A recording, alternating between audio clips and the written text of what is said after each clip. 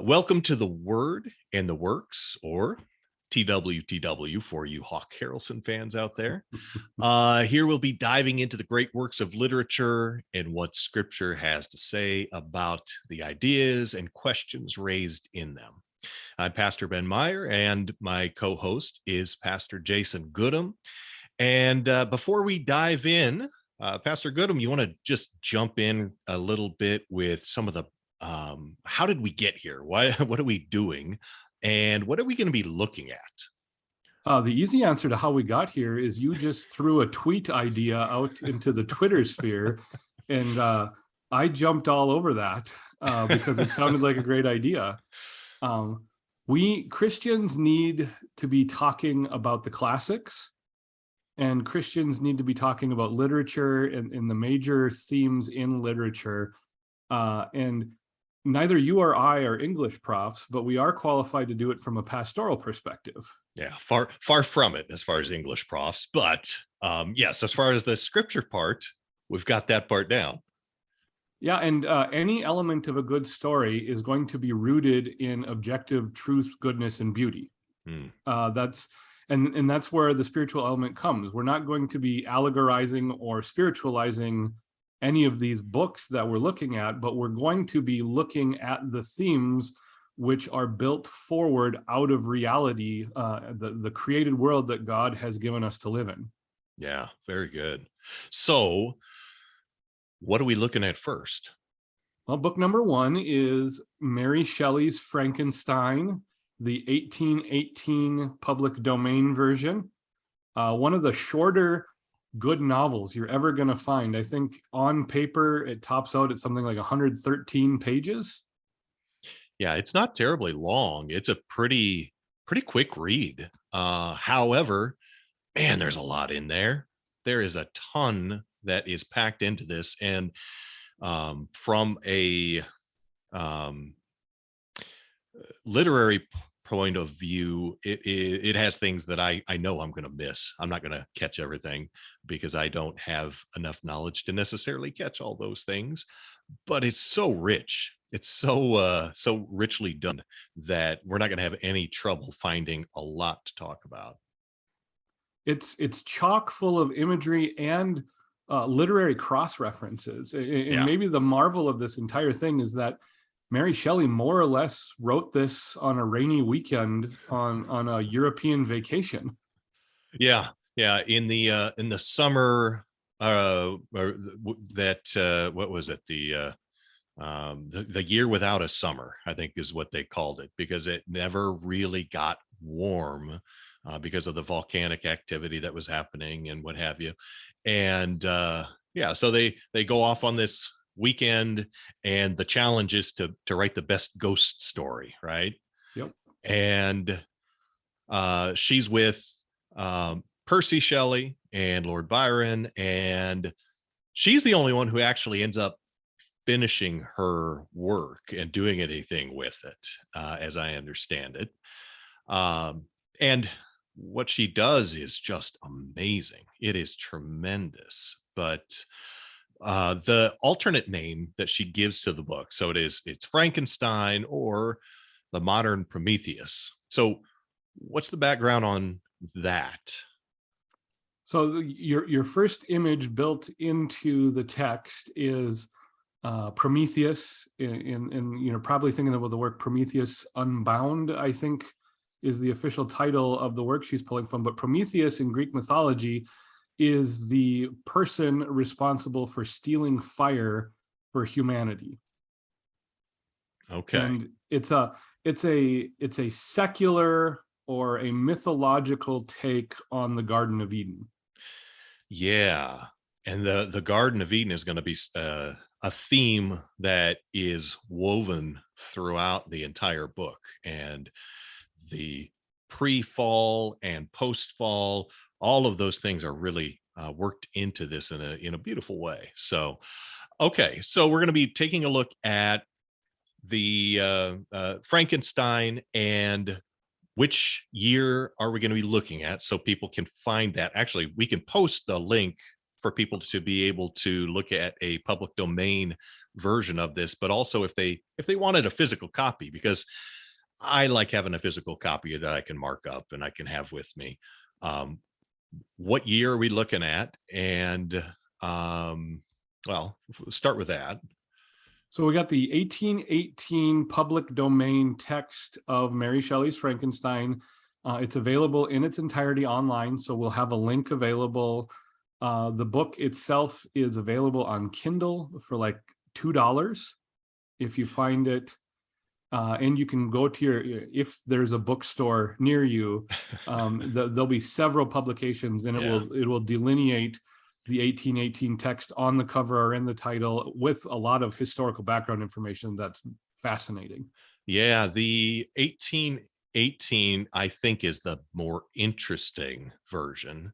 The later version, Shelley makes some changes to that we'll talk a little bit about as we get to them. But she makes some changes in part because of social pressures and people not really knowing what to do with some of the things that she had in the original work. And I think the original work is superior because it is really psychologically, it does some things that the later work kind of takes away from.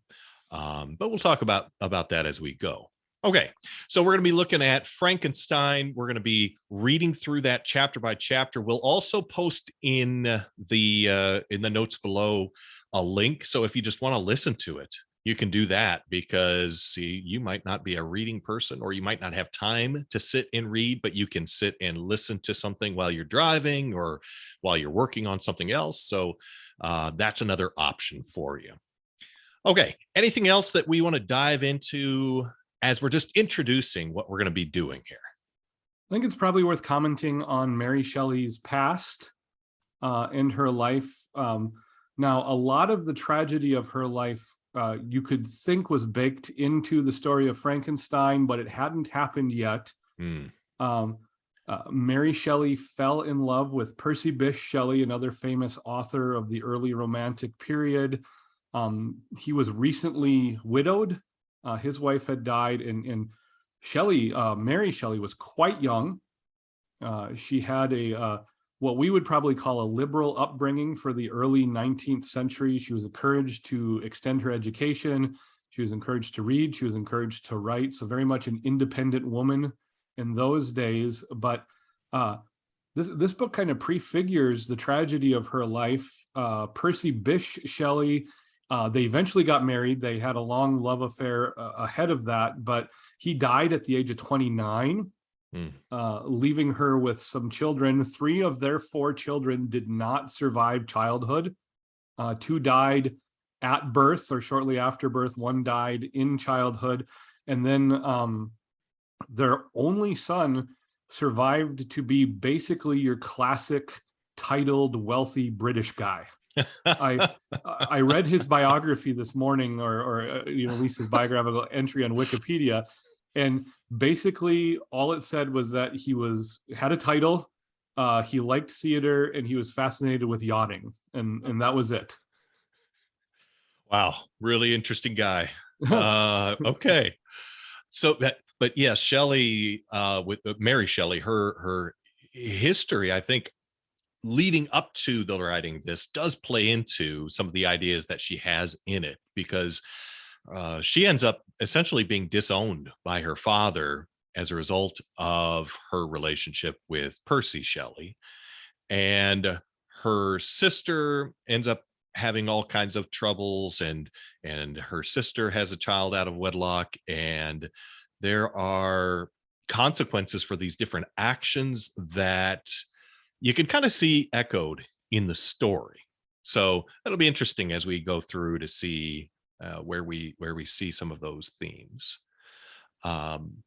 Yeah, her conception of subjective morality really comes through in the text, and it's the interesting thing, as far as I'm able to comment, Romanticism is the period of literary and human history that comes right after the Enlightenment. So the Enlightenment more or less launches secular humanism, which is a scientific optimistic view of mankind that we are all that exists. And after Darwin codifies the theory of evolution in the 1850s and 60s, we are just waiting to be crowned as the top of the evolutionary food chain and descend to we can do it all. Right. Romanticism is a reaction against that, and that's Mary Shelley and Percy Shelley, and that's the early part of this.